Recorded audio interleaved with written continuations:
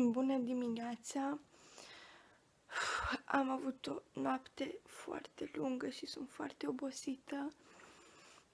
Este ora 8 și eu vreau să dorm până la ora 10. Am adormit foarte greu aseară, încă la ora 2 nu dormeam. Îmi cer scuze pentru păr, dar am spus că filmez de dimineață. Mă simt foarte obosită. Nu mai pot să dorm. Am încercat și măcar până la 10 mai vreau să dorm, dar nu pot. Sunt obosită, ruptă. Cred că se vede pe fața mea. Dar, da, și am un păr, dar nu mai pot să dorm oricât aș încerca. Poate din cauza emoțiilor, nu știu, dar nu pot să dorm. Oricum mai stau puțin în pat să revin și după aceea mai vorbim. Vreau să vă arăt ce buchet de 18 trandafiri am primit de la mama, buchet, coșuleț, și mergem să vă arăt. Acesta este buchetul cu 18 trandafiri. Este foarte frumos și îmi place foarte mult.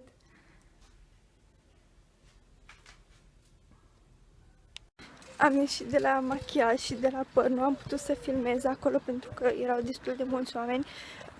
Machiajul este acesta, am și gene false și părul este foarte frumos. Oricum o pun pe mami să mai filmeze când ajungem acolo.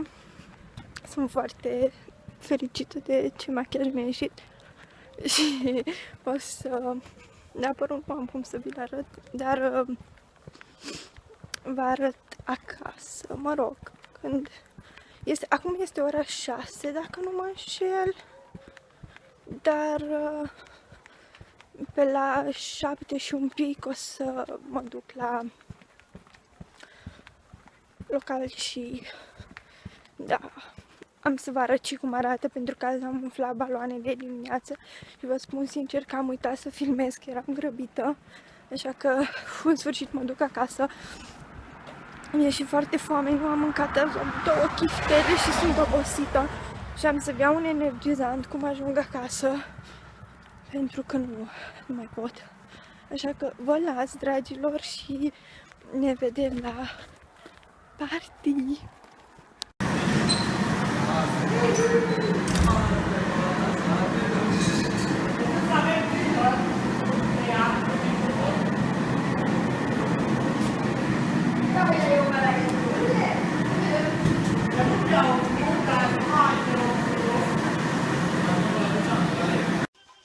Am venit până acasă, de fapt încă nu e ora 8, dar e fără 20 ceva de genul.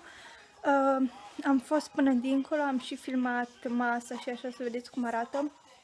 Sunt îmbrăcată, o să vedeți, o să mă filmez și întreagă să vedeți cum arăt. Am emoții, trebuie să mai repar puțin buclele din față pentru că s-au lăsat, cele din spate nu, și ascult muzică.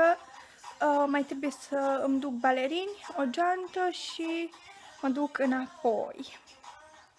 Deci da, ne vedem la petrecere, am emoții, sincer, sper să fie totul ok, așa că, da, nu știu dacă, de fapt, cred că v-am arătat machiajul, îmi place foarte mult, am și gene false, e drăguț, și rujul. Îmi place foarte mult. Deci da, îmi repar buclele și mă duc înapoi. Și am o blăniță pentru că afară este destul de frig și mă mai plimb.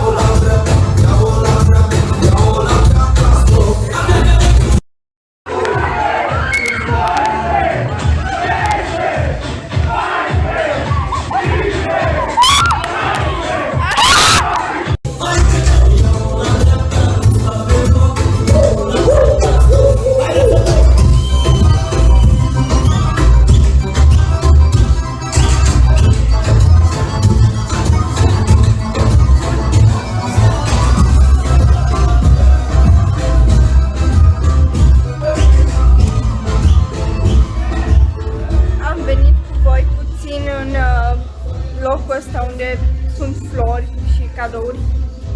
Și este ora 4, petrecerea s-a cam terminat, mă rog, mai sunt 3 persoane, plus părinții. Și da, cam atât. Nu am reușit să filmez foarte mult pentru că a fost totul, s-a întâmplat brusc și când am aprins lampioanele, telefonul meu era în geantă, dar o să primesc săptămâna viitoare pozele și am să atașez și poze, până atunci nu am să pun videoclipul până primesc pozele să pot să vă arăt. Și aici sunt toate cadourile și florile și da. Da, și topurile mele, pentru că sunt un balerin, pentru că n-am mai putut să stau. Și nu au fost numai manele, chiar dacă numai asta s-a nimerit, dar